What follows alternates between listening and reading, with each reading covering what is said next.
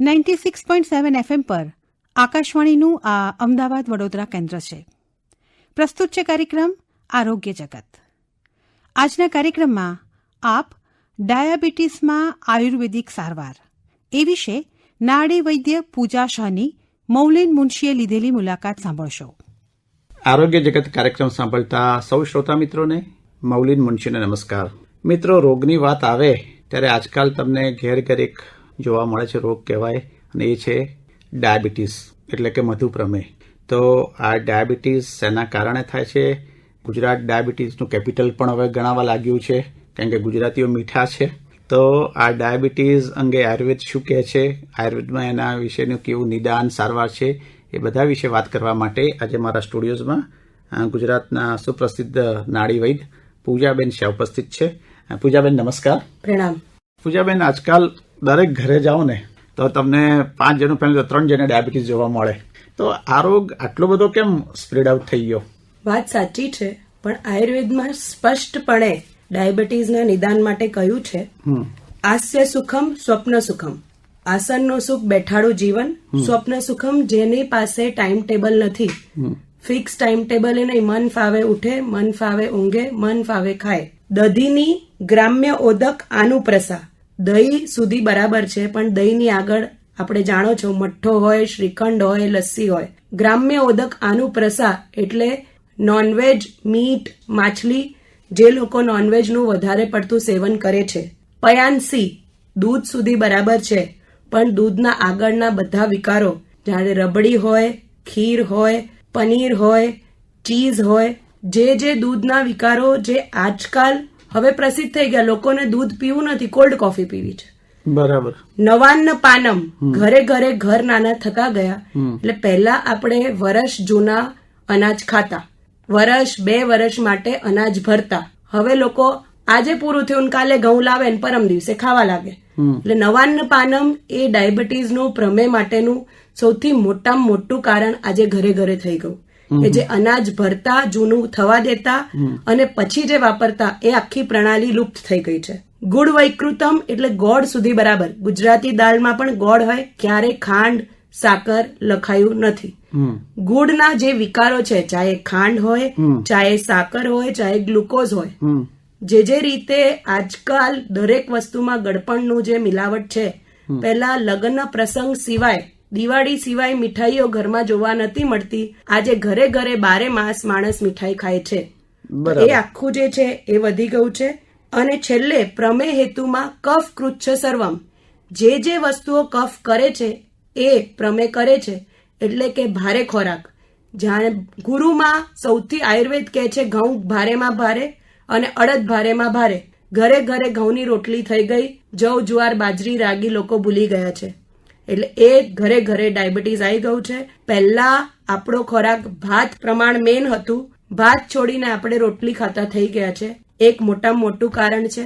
બીજું, કફ કૃચ્છ સર્વમમાં જે ફ્રૂટ્સ આજકાલ જે આર્ટિફિશિયલી ગળ્યા કરીને આવા માંગે છે, જે ફ્લેવર દરેક ફ્રૂટનું હવે તમને ગળ્યું લાગે છે, અને જે રીતને ફ્રૂટ ખાવાની પ્રણાલી વધી છે, તો કેળા, ચીકુ, જામફળ, સીતાફળ એ બધા શુગરને સૌથી વધારે પ્રમાણમાં વધારે છે. કેરી ખવાય ગુજરાતીઓ માટે ખાસ. ઉનાળામાં એવું છે કે કાચી કેરીનો બહુ જ ગુણો લખાયેલા હતા. લૂથી બચવા માટે કાચી કેરી ખવાતી. કેરી ગોળ જોડે ભેગું કરી રોટલામાં ખાય, તાકી એ તડકામાં 45 ડિગ્રીમાં પણ કામ કરી શકે. પણ અહીંયા જેને પ્રમેહ થઈ ગયો છે એને રસ કે પાકી કેરી બિલકુલ ખવાય નહીં. હવે પૂજાબેન, આજે ડાયાબિટીસ થઈ ગયો હોય તો એનો ઉપચાર શું છે? ડાયાબિટીસ જો આપણે રિવર્સ કરવું હોય તો એની માટે આખી લાઈફસ્ટાઈલ બદલવી પડે. સૌથી પહેલા આપણે સ્ટાર્ટ કરીશું વ્યાયામથી. પણ વ્યાયામ ગમે ત્યારે ના કરી શકાય. હવે લોકો નાઇટ ડ્યુટી કરે એટલે રાત્રે 2 વાગે જીમ જાય, અને અમુક જણા સાંજે 6 વાગે જીમ જાય. એટલે વ્યાયામનું આયુર્વેદ કહે છે કે સૂર્યોદય ± કલાક ત્યારે જ વ્યાયામ કરાય. એટલે તમારે સવારે ઉઠી શરીરમાં તેલ ચોપડવું અને વ્યાયામ કરવું. કોરો વ્યાયામ ન કરાય. એમાં આયુર્વેદ પ્રમાણે સૌથી શ્રેષ્ઠ વ્યાયામ ડાયાબિટીસ માટે ચંક્રમણ એટલે કે મોર્નિંગ વોક. એ સાંજે કરો કે સવારે કરો. ચંક્રમણ એટલું કરવાનું કે આપણી અર્ધ શક્તિ પૂરી થાય, એટલે મોઢું સુકાતું થાય, બગલમાં પરસેવો થાય, ઘૂંટણની નીચે પાણી પરસેવો થતું જાય, ત્યારે એ તમારો વ્યાયામ તમારી શક્તિ પ્રમાણે ઇનફ છે. કોકને 15 મિનિટમાં એવું થાય, કોકને કલાક એવું થાય, પણ એ ધીરે ધીરે એની પ્રગતિ કરતી જવાની. 15 મિનિટમાં થાય છે એટલે અઠવાડિયા પછી મને 16 મિનિટે થશે, તો એ મારી માટે એ વખતે 16 મિનિટનો વ્યાયામ છે. અને બીજું શ્રેષ્ઠ વ્યાયામ છે ડાયાબિટીસ રિવર્સ કરવા માટે સૂર્ય નમસ્કાર. તો એ સૂર્યને આરોગ્યના દેવતા કહ્યા છે, અને આ અગ્નિ ઓછી થાય તો જ ડાયાબિટીસ થાય છે. જે તમે ખોરાક લો છો એ કોઈ કારણસર પચતું નથી, અને એનું શુગર લોહીમાં ભળે છે ત્યારે તમને ડાયાબિટીસ થાય છે. યુરિનમાં પણ શુગર જાય છે ત્યારે યુરિન શુગર થાય છે. તો એની માટે શ્રેષ્ઠ અગ્નિ વધારવા માટેનું છે સૂર્ય નમસ્કાર. અને એ સૂર્યના 12 નામો લખ્યા છે. ઓમ સૂર્યાય નમઃ, ઓમ ભાનવે નમઃ, ઓમ રવે નમઃ. તો એ નામો લઈને 12 સ્ટેપનું જે સૂર્ય નમસ્કાર માણસ સવારે કરે તો ડાયાબિટીસ રિવર્સ થાય ને થાય જ. હવે આપણે ખોરાક પર આવીશું. તો ખોરાક માટે એવું કીધું છે કે ગુરુ આહારથી ડાયાબિટીસ થાય છે. સૌથી પહેલા જો તમને ડાયાબિટીસ થયું છે તો ઘઉં અડદ ખાવાના બંધ કરી દો. તમારા ઘરે જે અનાજ આવે 1 વર્ષ પછી એને વાપરો, અને અનાજ બધું કોરો શેકી દો. એટલે કે બાસમતી સિવાયના બધા જ ચોખા ખાઈ શકાય. બહુ મોટી એક ભ્રમણા છે કે ઘઉંથી લોકો ડાયાબિટીસમાં ભાત બંધ કરી દે છે અને ઘઉં ખાય છે. આયુર્વેદ ઊંધું કહે છે કે તમે ભાત ખાવાથી ડાયાબિટીસ રિવર્સ કરી શકો, પણ એ ભાત બાસમતી સિવાયના હોવું જોઈએ. ભાત છે, મગની દાળ છે, તુવેરની દાળ છે, બધું અનાજ કોરું શેકી દો. એક શેકવાની સુગંધ આવે ત્યારે દળીને એને જવ, જુવાર, બાજરી, રાગી રોટલો ખાઓ. અને કોઈ પણ રોટલાના લોટમાં કે ભાતમાં મીઠું ભેળવવાનું નથી. એ મીઠું જે થાય છે એ શુગરને એક્ટિવેટ કરે છે, એટલે તમારું ડાયાબિટીસ વધે છે. એટલે અલુણી રોટલી ખાવાની, અલુણા રોટલા ખાવાના, અને ભાત પણ મીઠા વગરનું. દાળ શાક સિવાય મીઠું રાંધણમાં લાવવું ના જોઈએ.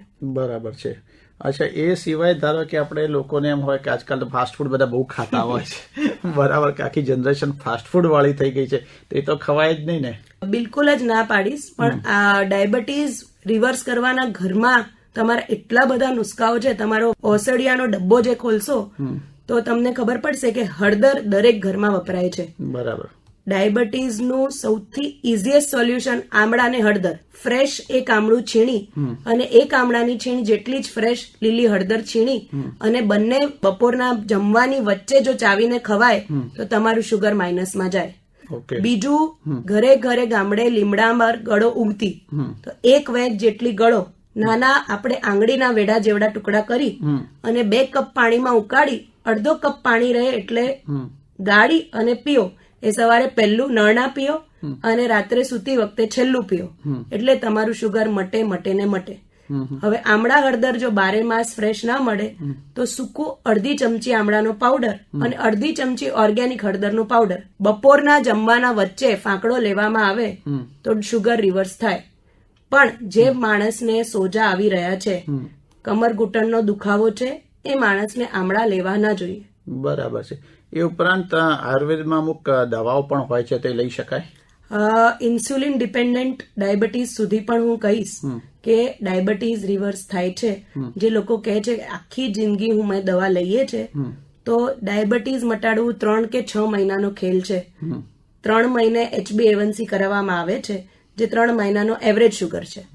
તો એ વખતે અમે દશમૂલનો ઉકાળો છે, મા મંજીષ્ઠાદી ઉકાળો છે, વરુણાદી ઉકાળો છે, એ ઉપરાંત ચંદ્રપ્રભા વટી છે જે બહુ જ અસરકારક છે. હવે ઘેર ઘેર ગળોની ટીકડી મળતી થઈ ગઈ, તો તમે બ્રેકફાસ્ટ, લંચ કે ડિનર પછી ગળોની ટેબ્લેટ લઈ શકો. એ પણ ખૂબ જ અસરકારક છે. લઈ શકાય? એક ટેબ્લેટ હોય જો 500 mg ની, તો એ 1 ગોળી લઈ શકાય બ્રેકફાસ્ટ, લંચ અને ડિનર પછી. ચંદ્રપ્રભા વટી છે. અને જો બહુ જ હાઈ લેવલ ડાયાબિટીસ હોય તો અમે વસંત કુસુમાકર રસ કરીને એક દવા આવે છે, જે 400 કે 500 ડાયાબિટીસ વાળાને પણ મહિનો જો આ ગોળી આપવામાં આવે તો ડાયાબિટીસ રિવર્સલ થાય છે. પણ ધ્યાન એ રાખવાનું છે કે અમે લોકો ઘણા શીંગ ચણા ભેગા કરીને ખાય. બરાબર. ના શીંગનું એને ગુણ મળે ના ચણાનું ગુણ મળે, કેમ કે શીંગ જે એવી વસ્તુ છે, ભારે ખોરાક છે, તેલ પ્રધાન ખોરાક છે, એનાથી શુગર વધે છે, ઘટતું નથી. પણ ચણાથી શુગર ઘટે છે. તમે ભેગું કરીને લેશો તો બંનેનો એક પણ ફાયદો નહીં થાય. આપે જે પેલું કહ્યું કે ગિલોય જે હોય એની એક ગોળી બ્રેકફાસ્ટ પછી, તો ગિલોય અને ચંદ્રપ્રભાવટી બંને એક એક લઈ શકાય સવાર બપોર? ચંદ્રપ્રભાવટી જો એક ગોળી સવારે ને એક ગોળી સાંજે દૂધ સાથે લેવામાં આવે તો ઉત્કૃષ્ટ કહેવાય. એમાં કેસર એલચી નાખવામાં આવે તો કેસર પણ શુગરને ઓછું કરે છે. અચ્છા અચ્છા. ઘરે ઘરે જો કેસરનું દૂધ પીવાની પહેલા પ્રણાલી હતી જે લુપ્ત થઈ રહી છે, એ શુગર નેચરલી ઓછું કરે. એ સવાર સાંજ એક એક ગોળી લઈ સવાર શકાય? સાંજ. અચ્છા. અને બીજું લોકો ઘણા કહેતા હોય છે કે બીલીપત્ર હોય એ પણ એના માટે અસરકારક છે. બીલીના પત્ર આખા ઇન્ડિયામાં બહુ ઇઝીલી મળે છે. 5 પાન બીલીના 2 કપ પાણીમાં અધકચરા તોડી અને ઉકાળો. અડધો કપ પાણી બાકી રહે એટલે સવારે પહેલું અને સાંજે છેલ્લું. ફરી એ જ પત્તા 5, 2 કપનું અડધો કપ સાંજે છેલ્લું. એટલું પીવાથી જેને 200 ડાયાબિટીસ રહેતું હશે, જો એ ચાલવાનું, બીલીનો ઉકાળો અને સૂર્ય નમસ્કાર અને જમવાના નિયમ જો કરશે તો ડાયાબિટીસ રિવર્સ થયા પહેલા રહેશે નહીં. ડાયાબિટીસની અંદર ચાલવાનું ખૂબ મહત્વ રહેલું છે કે લોકો સવાર સાંજ પણ લોકો જમ્યા પછી પણ ચાલે છે. આટલી ખોટી ગેરભ્રમણા છે.